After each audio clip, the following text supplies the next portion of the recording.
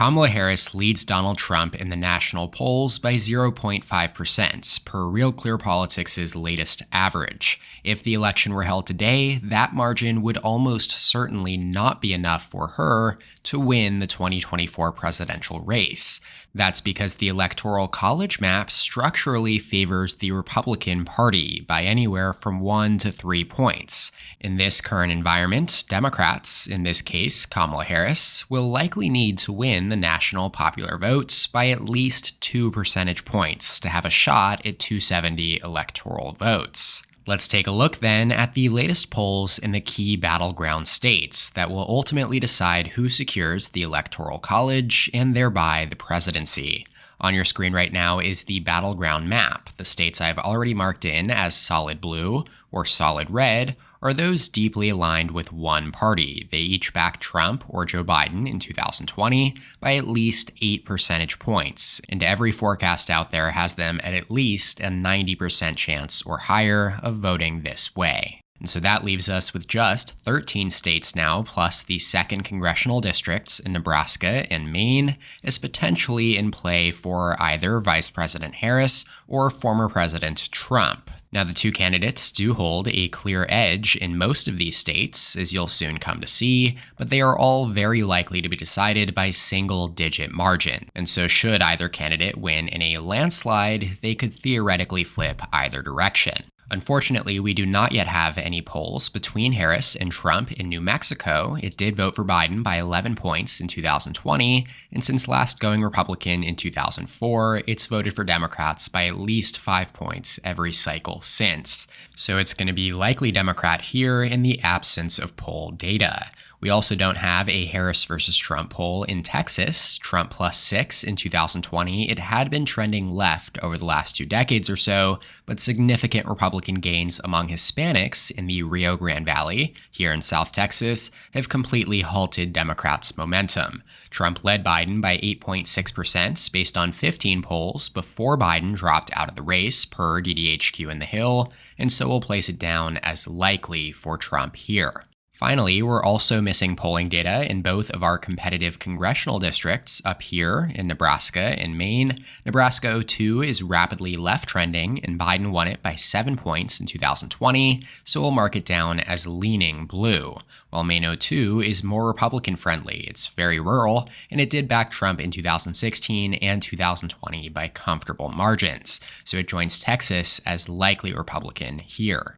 12 states remain then, here in gray, combining for 152 electoral votes. Let's go through them now region by region, starting with the southwest duo of Nevada and Arizona. 2 absolutely critical battlegrounds here that are headed on opposite trajectories. Nevada has trended nearly 5 points to the right since 2012, whereas Arizona almost 9 points to the left. Republicans managed to flip the governor's office in Nevada in the 2022 midterms and received more votes for U.S. House across the 4 congressional districts than Democrats for the first time in decades. Comparatively, in Arizona, Democrats have now won the last 5 straight major statewide races for president, Senate, and governor. Now, the latest poll in Nevada via public policy polling has Trump leading Harris by 1 percentage point, with 46% to 45% among 400 likely voters sampled between July 23rd and 29th. Democrats have generally dominated statewide elections here over the last 2+ decades. Biden carried it by 2.4% in 2020, though as I had mentioned, it has shown signs of trending towards Republicans in recent years, and Trump certainly entered this cycle in a better position to flip it than any other Republican in recent history. It does tilt his way on our map with a 1-point lead for him. Then over in Arizona, the latest survey in Arizona comes via high ground, and it has Harris leading Trump by 3 points in a head-to-head race among 500 registered voters surveyed between July 30th through August 5th. Now, this is the first time all cycle in which we will fill Arizona as a blue state in one of these latest poll update videos, as it leans towards Harris here based on that 3-point margin. Back in 2020, Joe Biden became the first Democrat to carry the Grand Canyon state since 1996, as he just narrowly edged out Trump by 0.3%, making it the second closest state in the 2020 election after Georgia. Speaking of Georgia, let's shift our focus over to the southeast now. Here, starting with the Peach State, the closest state in 2020 at Biden plus 0.2. Here in this cycle, Trump had consistently led Biden in the polls by around 4 to 6 points per DDHQ in the Hill, similar to Arizona and Nevada before the president dropped out. Yet here, again, you see Harris gaining back some of the ground that Biden had lost, as Trump leads by only 2 points over Harris, 46% to 44%, among 600 likely voters in a Fabricio Lee/Impact Strategy survey from late July. Now, if Harris is going to outperform Biden anywhere on the map, it's going to be in a state like Georgia, with a high percentage of African American and young Democratic voters that simply were not energized by Biden's candidacy. Now, based on this poll, it is another tilt Republican margin for Trump, lifting him up and ahead of Harris in the race to 270, now with 211 electoral votes over 208. Now, before we move on to Florida, let's take a moment to talk about something that is changing the game when it comes to bad habits. Have you heard of the flavored air category? It's quickly becoming the leading alternative to vaping and smoking, and today's sponsor, Fume, is at the forefront of that movement. Fume is an award-winning flavored air device that draws delightful flavors to your mouth without any vapor, nicotine, or batteries. You can use it anywhere, guilt-free, and it even helps fill the void that ditching a bad habit can leave. Plus, it looks awesome and is designed to calm anxiety with its magnetic snaps and clicks. Fume has already served over 300,000 customers, and you can be the next success story. For a limited time, use my code ElectionPredictions to get your free topper. It's the perfect accessory to your Fume device. Slip it onto the mouthpiece for a softer, warmer feel. It's also chewable for those who love to fidget, and it's reusable. Head to tryfume.com, that is tryfum.com, and use code ElectionPredictions, or scan the QR code on your screen to get your free Fume topper when you order your Journey Pack today.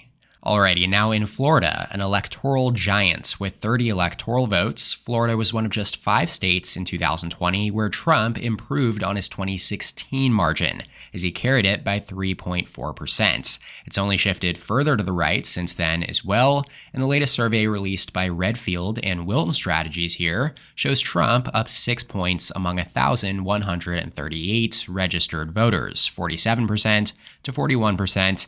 It is really crazy to think that as recently as 2020, more money was spent on Florida than any other state. That simply just won't be the case here in 2024, as I doubt the Harris campaign thinks they have any real chance here. It goes down as leaning Republican. Heading up the coastline to North Carolina, a perennially competitive yet Republican-leaning state in recent years. Trump won it by just 1 percentage point in 2020, but it polled much more strongly here against Biden this cycle.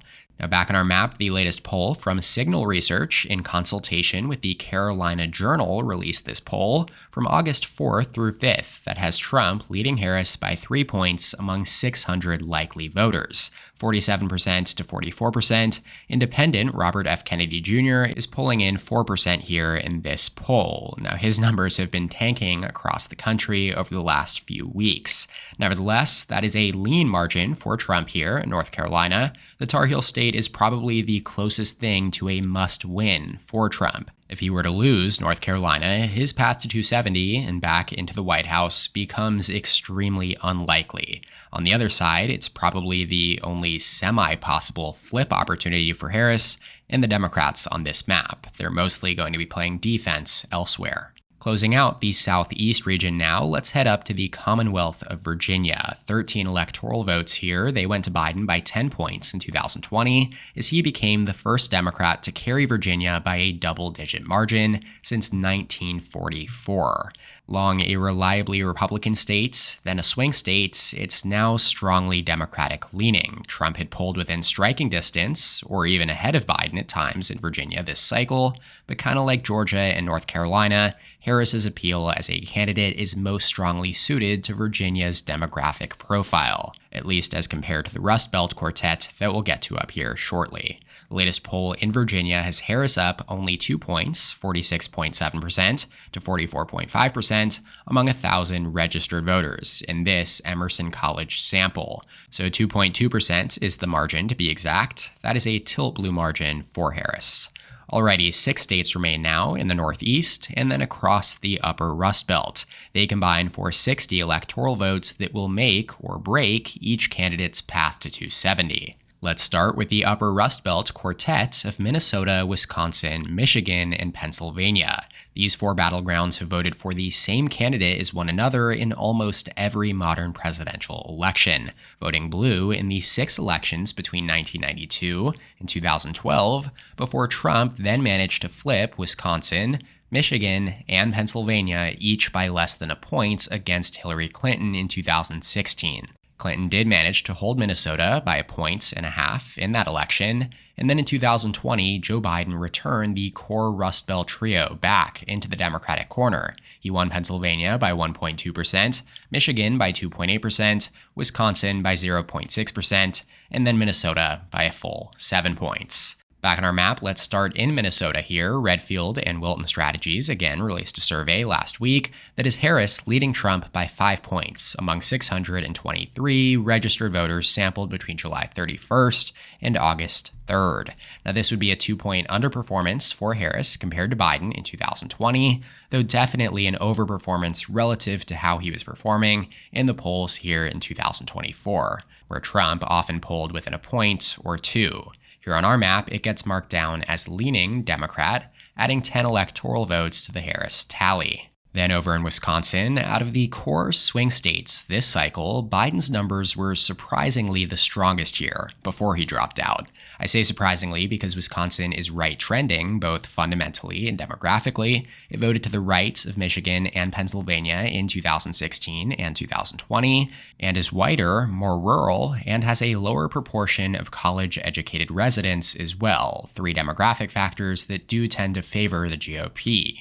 Yet the latest survey here from RMG Research between July 31st and August 5th has Harris leading by 3 points, 48% to 45%, among 800 registered voters. Now, it is worth noting that abortion rights have been a focal point of Wisconsin state politics since the Supreme Court struck down Roe v. Wade in 2022. Whereas the right to an abortion is effectively enshrined in state law in both Michigan and Pennsylvania, it's in flux here in Wisconsin. Abortion is one of few winning issues for Democrats at the moment, and so that could be playing a role in these more favorable numbers for them here. Let's head to Michigan now, though, which is generally considered the bluest of the 3 core Rust Belt swing states, excluding Minnesota, as it does consistently vote to the left of Wisconsin and Pennsylvania at the presidential and down-ballot level. However, the latest survey from Redfield and Wilton Strategies has Trump leading Harris by a point at 42% to 41%, with a whole lot of undecideds in this sample of 917 registered voters surveyed between July 31st and August 3rd. Now, you could make a strong case that Michigan is the counterpoint to North Carolina as a must-win for Vice President Harris. Should Michigan vote for Trump, it's likely that he'd win most other battlegrounds on this map as well and comfortably secure 270. It does tilt his way here on our latest poll map, which does lift him right above 270 with 272 electoral votes now. So even if Harris does win the 3 remaining states, this coalition here of Nevada, Georgia, North Carolina, and Michigan would be enough for Trump to secure a non-consecutive term in the White House. Alrighty, let's see if he can expand this narrow edge now in Pennsylvania, which awards 19 electoral votes. Now, with Florida no longer considered a true swing state, Pennsylvania has become the largest electoral prize among 2024 battlegrounds, which also makes it the most likely tipping point state in this election. The latest poll released in Pennsylvania by Fabrizio Lee has Trump and Harris tied with 48% of support each. 600 likely voters were sampled here between July 29th and August 1st. Now, that tied margin does translate over to a pure toss-up rating category here, as we head to our final stop in the Northeast, New Hampshire and Maine. They, along with Minnesota over here, have followed similar trends over the last couple cycles. Hillary Clinton narrowly held them in the Democratic corner against Trump in 2016 by less than 3 points each, before Joe Biden then shoved them harder to the left by more than 7 points each in 2020. The last time any of them voted for a Republican presidential candidate was New Hampshire back in the 2000 election, so 6 cycles ago.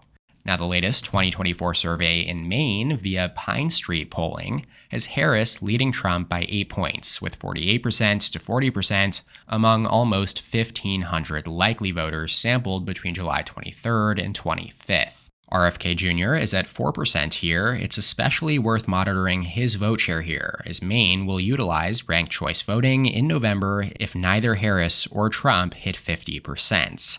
Maine did vote for Biden by 9% in 2020, so this is a slight underperformance for Harris relative to that election, but again, a massive overperformance compared to how he was polling this cycle. It goes down as likely Democrat here. And then to wrap things up, in New Hampshire, it does tend to be the most competitive state here in the Northeast region, excluding Pennsylvania, of course, though it has now voted blue in 7 of the last 8 cycles. Emerson College has Harris up 6 points among 1,000 registered voters surveyed between July 26th and 28th, 47.7% to 41.4%. RFK is at 5.8%, and so it will lean blue with a Harris plus 6 lead here, lifting the vice president's electoral count up to 247 as she continues to trail Trump's 272, with 19 electoral votes in Pennsylvania marked down as a toss-up. So that'll do it for this latest poll-based map projection. Make sure to subscribe to my channel down below so you don't miss future editions of presidential election analyses. You can also feel free to let me know in the comments what you think of this map and these electoral race ratings. Shout out to my channel members on screen here. Thank you so much for your support. If you'd like to become a member, go ahead and click the join button below this video to receive exclusive perks. Make sure to leave a like on the video down below as well if you enjoyed it. You can check out more content from my channel here, and as always, thank you so much for watching. I'll see you next time. EP out.